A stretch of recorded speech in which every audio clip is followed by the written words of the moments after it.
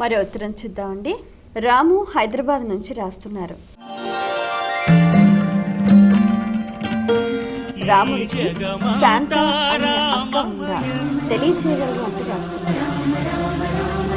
కౌసల్యాదేవి యొక్క ప్రథమ సంతానం శాంత అని పేరు కలిగిన ఒక కుమార్తె.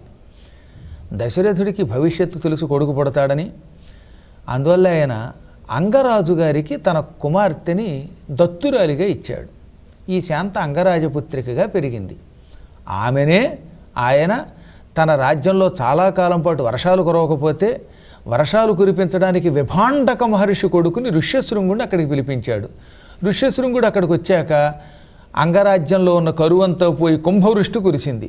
కృతజ్ఞతగా తన కుమార్తెని, అది కూడా దశరథుడి కూతుర్ని పెంచుకున్నాడే, ఆ పుత్రికని శాంతని కృతజ్ఞతా సూచకంగా ఋష్యశృంగుడికి ఇచ్చి పెళ్లి చేశాడు.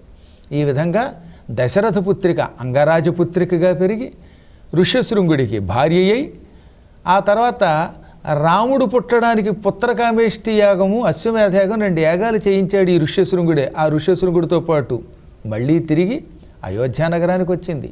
వచ్చి స్వయంగా దశరథుని చేత యజ్ఞం చేయించింది. ఇప్పుడు ఆవిడ కూతురు కాదు దశరథుడికి, యజ్ఞం చేయించేటటువంటి అధ్వర్యుని యొక్క భార్యగా వచ్చింది.